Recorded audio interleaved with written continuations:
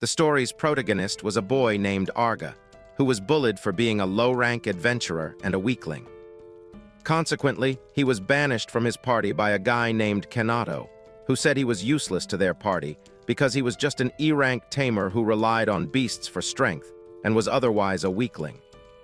Arga felt betrayed because they'd been friends for 2 years, and he'd thought Kanato understood his situation. Still, Kanato never reciprocated the sentiments and perceived him as dead weight to the party. After Arga reported being banished from his party at the Adventurers Guild, his card was updated, and the receptionist asked him to read his status using a crystal. He placed his hand on the crystal ball, and it read that he was an E-rank beast tamer and a fusionist. Arga knew nothing about being a fusionist, so he felt the machine was broken. But the guild manager, Nemiras, explained that Arga had just been assigned a second job or second occupation. Normally, each person would have one occupation, but on rare occasions, some people possessed 2 occupations, which made it advantageous for job changes. Arga was excited until he heard that a fusionist's job was to crossbreed monsters, because he felt any tamer could do this, just like he'd been doing for those years. Nemiras found it unbelievable because it was rare, so Arga proved it by fusing a baby dragon with a bat. In the process, he put all his brain cells to work and discovered he could fuse monsters and humans because they were virtually identical in both magical and biological terms. Ignoring the possible risk of death or permanently becoming a chimera, he fused himself with a spider beast, and a status window popped up, stating that his race had been changed from human to demon human, which was what made it possible for him to have a status screen like other monsters. Eager to test out his skills and new strength, he returned to the guild and took on a job requiring him to terminate goblins, even though the reward was quite low. The receptionist noticed that he had grown taller overnight and hoped his eggplant had too. He arrived at the Goblin Plains, and when he was spotted by one of the goblins, he used his fused bat baby dragon to throw the goblins off balance, giving his tamed monsters the ideal opportunity to attack. Arga, on his own, split a goblin into 2 clean halves even though his weapon was a bread knife. Additionally, he gained level-ups from all the goblins all his beasts had defeated as well. Just when everything seemed great, Arga heard a roar and turned to see a sword bear that was almost 30 times his size. This sword bear was a C-rank monster with fur as prickly and sharp as swords and an attack power of a rank. Typically, someone like Arga at an E-rank would never survive this sword bearer, but Arga was pretty confident that he would not only defeat the sword bear, but also tame it into one of his pets. He grabbed his kitchen knife to strike the bear, but it instantly chipped, and he considered punching it with his fist instead. The beast was too swift for him to keep up, but with his new spider abilities, he created silk gloves to protect his fists and apply a strong punch in its center. That brought the bear to defeat, and now that Arga could see that he was strong enough to conquer a C-rank monster, he was more determined than ever before to get stronger and make his former teammates regret banishing him from the party. That very day, he reported to the guild and was in a hurry to pick up another request, but some mohawked buff daddies stepped up behind him, trying to intimidate him.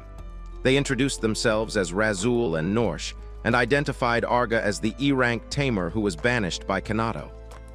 They had only come to gloat at Arga because he had finally been banished. After all, unlike Arga, Kanato was their idol who had climbed to S-rank at age 18. When Arga responded with a nonchalant smile and told them to spare him the jealousy because he didn't give a hoot anymore, the guys were pissed at his attitude and said he didn't deserve to live with a smile and should be reflecting on his pathetic life, looking sad and apologetic.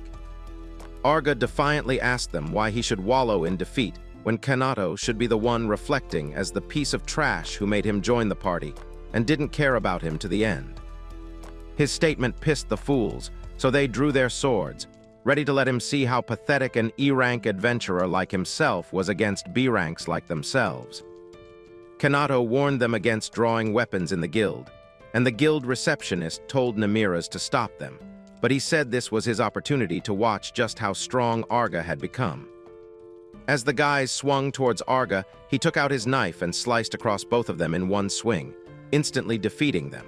When other adventurers saw the fools had been humiliated by a mere E-rank tamer, they mocked them, and the fools got angry and returned to redeem themselves. However, it was merely possible for them to land a single blow on Arga because he could predict their movements, and was surprised himself that the B ranks were that slow. Frankly, he felt they were trying to fool him into letting his guard down so they'd trap him, so he decided to take things seriously. He finished one off with a high kick to the neck, making him pass out immediately, and for the second, he ended with an attack from behind. Although he noticed they had stopped moving, Arga still felt they had him in a trap. Just before he could deliver the final blow, Nemiras stepped between him and the guys, saying it was enough because both guys were already unable to fight. Arga tried explaining that he felt the guys were planning something sinister because there was no way B-ranks would be that weak. But Nemiras told him that his senses had not yet caught up to his actual level, and that he had become strong enough to overwhelm B-ranks. He advised Arga to henceforth show restraint in his battles against other adventurers. But when Arga left, he was still confused and hadn't realized just how strong he had become. Just then, a pretty girl walked into the guild, who was named Sissel and was known as humanity's strongest, who was a triple S rank.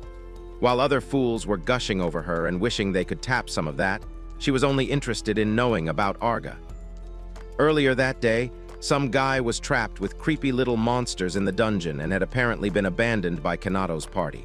So he cursed Kanato out loud, but Sissel appeared and told him she was looking for Kanato's party. However, the boy told her that the guys had already left and abandoned him in that dungeon after calling him a useless tamer and firing him. Sissel asked him whether he had heard about Arga, and the tamer shared that he was always compared to Arga because Arga would always know a monster's name even when no one else did. Sissel asked about Arga's crossbreeding ability, and the guy said he did hear about it, and that Kanato was furious when he learned that all tamers could not crossbreed like Arga. The girl asked for more details about Arga, and the scene switched to Arga standing alone in some plains with his tamed monsters, and later venturing into a labyrinth that was beginner-friendly and easy for them to conquer. He rushed in with his monsters and aimed for the metal stag beetle while his monsters took care of the small ones. He eventually found one and used his team's abilities to tame it, but continually failed at it and was upset when he realized he had failed 3 times, which was the maximum number of times he was allowed to attempt to tame a monster. He ended up defeating that beetle and instead took the beetle's abundance of experience so he could move to the next one. Meanwhile, Sissel was still with the former Bystemma of Kanata's party and hearing more and more about Arga's conquests. So when she had obtained enough information and a gross monster worm approached them, she took care of it and escorted the guy outside before heading to the guild to inquire more about Arga. She asked Nemiras what he knew about Arga, and Nemiras only said that even though he and Arga were that close, he carefully observed how Arga became a high-difficulty tamer through self-study, and learned that he had even managed to tame a baby dragon, which was surprising and impressive because dragon species were nearly impossible to tame. Apparently, the dragon species would only be tamed after judging their opponent's talent and sensing whether they had considerable talent or power. For a dragon to have been tamed by Arga meant the guy was indeed talented.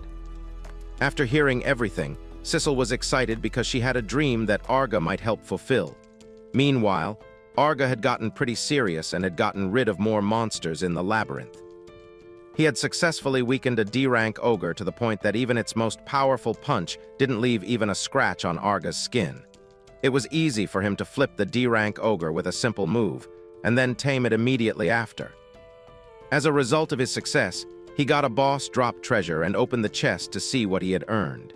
He was glad to find the ogre's horn of battle and even 2 of them, because it was pretty rare for anyone to get those. He headed to a store where he would sell one and keep the other because one would be worth 1,000 gold coins, and with that amount of money, he could be unemployed for 3 years. Surprisingly, he bumped into Kanato and his bottom-tier side chicks, and they asked him what happened to his body because he looked so buff. The dumb girls assumed that Arga got self-conscious of his height and started taking steroids, but before they could get his response, Kanato spotted the ogre's rare gift in Arga's hands. Again, the fools suggested that he probably got it as charity from leeching off a random party or, even worse, had stolen it. But Arga said he got those drops with his monsters. Kanato told him he didn't need to show off because he had only gotten a D rank drop, while they got a B rank rare drop, which was a ghost prince's ring. Again, they said everything about him was trash and that he was only knowledgeable about monsters, but if he ever wanted to come back, they would pity him and welcome him back into the party. Without even hearing his response, Kanato assumed that Arga wanted to get back into their party, but it was obvious that they just wanted him back because they lacked monster knowledge and were starting to have trouble with labyrinth conquests. Also, they were getting excited over a worthless ring when he knew those rare drops in high ranks were not superior. Even though he knew they had now realized his value and were using some tricky means to get him back, he boldly told them that no one would ever want to return to them, and then told them to shut up when they were saying something about him rejecting Kanato's kindness. He sent his beasts towards them to torment them and told them to get the heck out of his sight. They nagged all they wanted, but Arga had the final say, and when they had gone, he was more determined to get so strong that those guys wouldn't look down on him ever again. When they left, Kanato spoke about how he wanted to recruit Arga again. Now that they had failed to do so and they had no one as knowledgeable as Arga about monsters, they knew conquest would be tough. Kanato suggested that he would get around it and find a method that didn't require a tamer. As for Arga, he had taken his ogre drops to a pawn shop, but the guy gave him a wretched coin and said the horns were fake. Arga initially acted like he was playing along with the guy, but immediately banged the gold coin into the guy's hand and called him a scammer because a fake item couldn't drop directly from an ogre. In fact, he told the guy to apologize by buying it for 2,000 gold coins and giving him the most expensive knife in the store. The fool asked him not to mess with him because he had some really bad guys standing in his place. The monsters soon approached Arga with violence, and he beat them up one after the other, making them realize too late just how good he was. But just then, Sissel appeared, and since the guys saw that she was Arga's friend, they decided to use her to blackmail Arga. They would soon come to regret their stupidity because in a flash, Sissel had beaten them all up and left them unconscious. Arga was shocked because he didn't even see when she attacked them, and the storekeeper suddenly realized that he was facing Sissel, the strongest human in their city. Anyway, Sissel asked whether Arga was willing to form a party with her, but the guy wasn't sure whether to call himself lucky or unlucky. He wondered why someone who was rumored to have single-handedly destroyed evil dragons, demon lords, and evil gods, who was seen as the strongest in the human race, would ever want to team up with him. So he asked her to prove that she was real in the first place. Sissel already told him that it was obvious from what she did to the guys that she was strong, but he told her he couldn't take her word for it because he had just encountered a crooked dealer.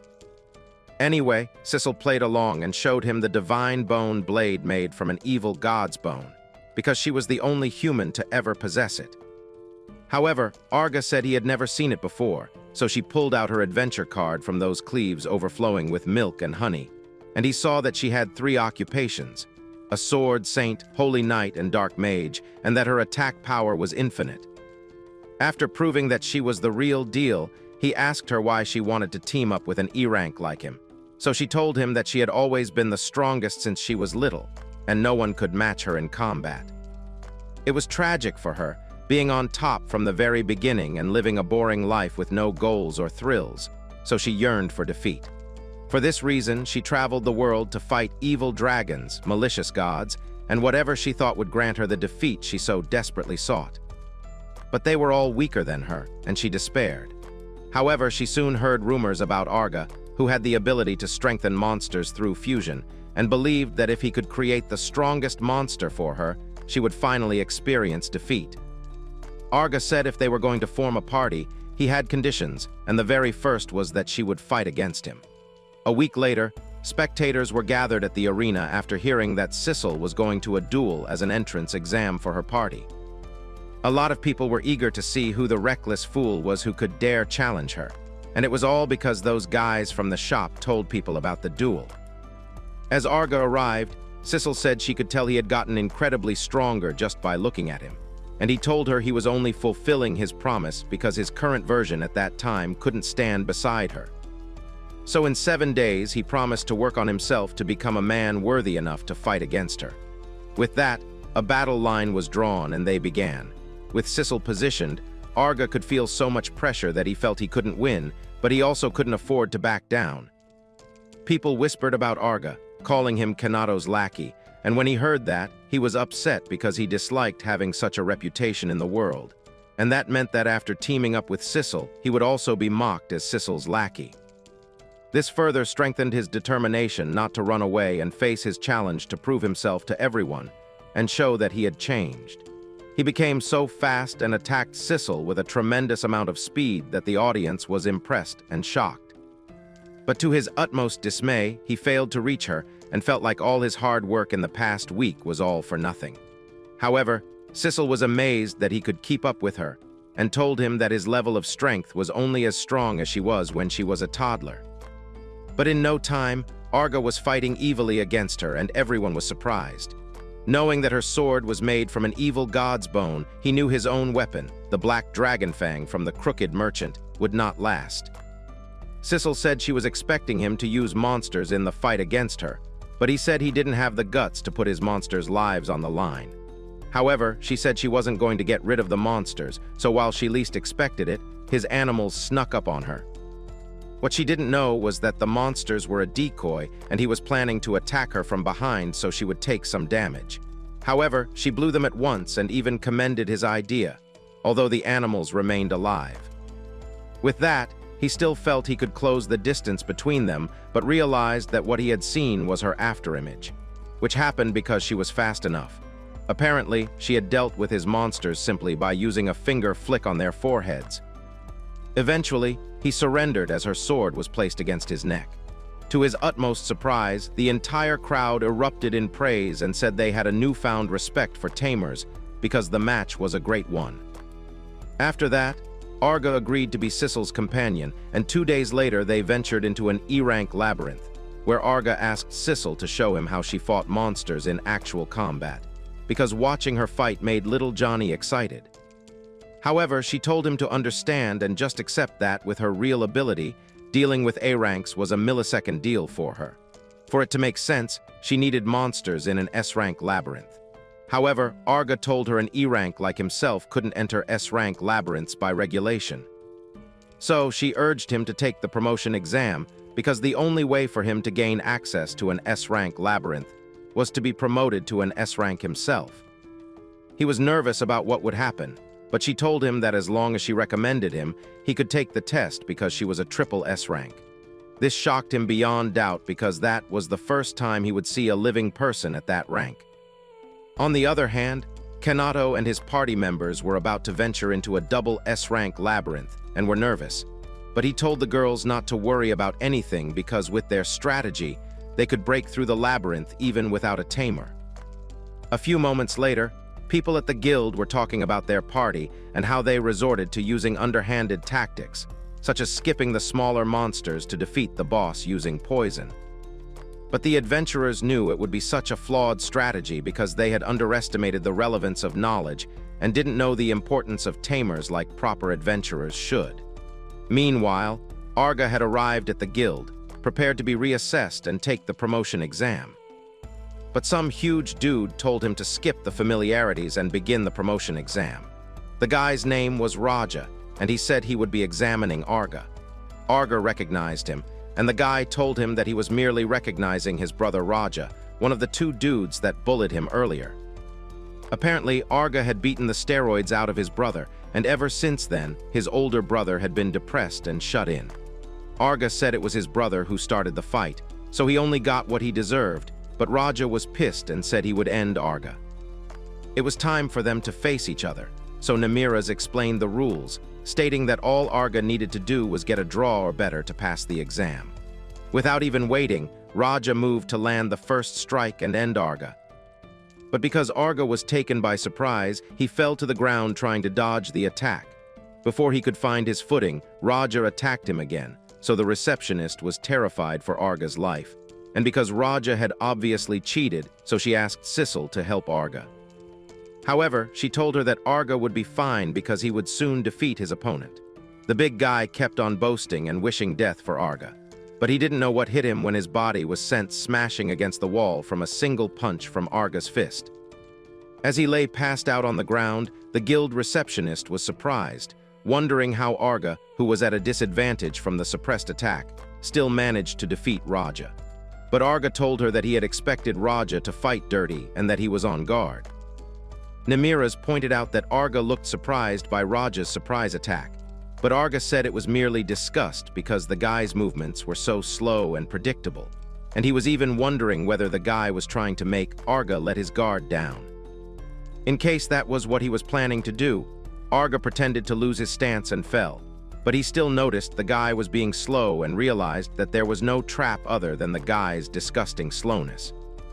He claimed he was running around because he was timing his movement and planned to defeat Raja by dealing him a blow that wouldn't prove fatal, all because of Namira's advice when he told him to show restraint when fighting against adventurers. Namiras was proud of Arga and commended him on his growth right before congratulating him on successfully passing the promotion exams. From that day onward, he was recognized as a triple S rank adventurer and couldn't believe how easy it was, all thanks to Sissel. Anyway, he could not enter any labyrinth of his choice, but since he was yet to make his decision about which, Sissel suggested that they throw a promotion party first. However, just before they could get there, Kanato and his team members suddenly came and bowed before Arga, seeking his help. Several hours ago that day, their party had ventured into the triple S-rank labyrinth and come face-to-face with the boss of that floor. But Kanato failed to subdue him, and they attempted to retreat with a returned stone. However, the boss laid his hands on one of their members and pushed her down the staircase. So the other girl told Kanato that they had to use the return stone already, while the demon boss was distracted and returned for their teammate afterward. After abandoning their teammate, they ran to meet Arga and ask for his help, claiming they had come to seek someone to help them. They were confident that with Arga's knowledge as a beast tamer, he would know exactly how to defeat the boss monster. He wondered why they were relying on him after banishing him, but still agreed to help them.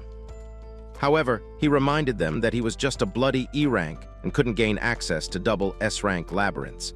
So they got up and went home, walking out as they realized they had just wasted their efforts bowing their heads to him. However, he shocked them when he showed them that he had just been promoted, and they saw his adventurer card which read that he was now a triple S rank. Kanato thought it was a forged letter, and it was only then that Sissel got to realize how dumb Arga's former teammates were. In any case, he agreed to go help the final teammate and rescue her, but warned them not to get in the way and told them he would hand her over at the guild. Sissel would be accompanying him to handle the labyrinth quest, so they were shocked that someone as strong as herself would be hanging out with a lowlife like Arga. Since it worked for them, they had no option but to agree. Before getting into the labyrinth, Arga told Sissel to give him some time to fuse his monsters before they got in, but she asked him why he was helping selfish scum like his former teammates, who had no sense of remorse. He said he wasn't really helping them because that final teammate was probably dead, and this was his own way of getting his revenge. To him, getting to fight and defeat the opponent that even they couldn't dare touch made him feel great, and he would make them taste that bitterness for a lifetime. Sissel wondered if that would be really revenge, but he said that was only the beginning of his plan. He fused more monsters and created one that was glowing brightly, and even Sissel said she had never encountered such a monster in her whole life. With his fused monster, he defeated some insect mini-monsters as they left, and Sissel was impressed, but he told her that there was nothing impressive. In fact, when they realized it wasn't even up to a double-rank beast, and Kanato and the party members were busy using chicken tactics on such a low-level labyrinth, they were just dismayed, because skipping the path and using poison on the boss won't work on bosses with status ailment immunity skills. Sissel felt that, for this reason, there was something peculiar about the story because the labyrinth's boss was a vampire. In fact, that they were able to retreat made things even more complicated because vampires were proud and would not permit their prey to escape. So they would interfere with using return stones with their magical powers. However, she said if the vampire did let them go, then it might be a mutant, such as a vampire princess or vampire noble, because those ones were overwhelmingly stronger and more noble than the SS rank vampires and would be on the same rank as a triple S rank. The moment they opened the gates, Arga was attacked with a blood sword, which he dodged in time. The vampire princess, Reyna, then introduced herself, telling them to be proud of the fact that they had dodged her attack. This was right on track with their predictions, but Sissel felt that Arga could handle it, so she just left it in his hands. He started by summoning his high-ranking monsters, although Reyna felt commanding lowly monsters wouldn't have an effect on her. Arga acknowledged that it was to be expected that his former teammate would be crushed after realizing that the vampire princess was the boss they had to deal with. As for him, he would never forget the princess's name because she would be the very first triple S-ranked monster he was going to defeat. She was furious at his audacity to look down on her, and so she flew to attack him, but she first had to encounter his wolf-like beast and goat unicorn. She defended herself against their attacks by throwing blood swords at them, and finally cleared the way to have a one-on-one with Arga. However, he held her hands, preventing her attack, while acknowledging that she was certainly strong because even after strengthening his monsters to handle SSS-ranked labyrinths, they couldn't keep up with her. Regardless, he was glad that he could assess their current abilities by witnessing their fight against her. Reyna was infuriated after seeing him treat her as a test subject for his monsters, but no matter how she tried wriggling out of his grasp, she was unable to set herself free. She suddenly wondered whether he was human, but he responded by kicking her far off, creating a great distance between them and causing her to cough up blood. He admitted that she was the highest level of monster he had ever fought with, but she was still not as strong as Sissel. With his knee, he kicked her in the gut multiple times, so she pulled out a blood sword, attempting to drive it into him, but he took out his short sword and sliced her arm, simultaneously cutting off her dress and revealing her spicy vamp grapefruits. She swore never to forgive him and activated her strongest magical spell to turn him into meat chunks because she was confident that no one had ever survived that magic. Sending 1,000 flying swords towards him, she commanded his death, but he used his strongest monster to rain down fire on the weapons, which instantly melted them. He told her that her spell would have been effective against anyone who wasn't a tamer, but not him. He was about to put an end to everything when she surrendered and broke down crying, begging for her life. Again, she admitted that she had lost, and Sissel was surprised because she had never imagined that a proud vampire princess would be crying and begging for her life. Either way, Arga wasn't sure what to do now that she was begging, so Reyna said she had a request from him, and that request was for him to use his tremendous power to help her get rid of her father. If Reyna was that powerful, how easy would it be for Arga to defeat her father, the Vampire King? Is Arga up to the task, or will Cecil have to step in? If you'd like to find out in part 2, let us know in the comments which one you think is hotter between Reyna and Cecil. If you enjoyed the video, give a thumbs up and subscribe for similar content. As always, thanks for watching.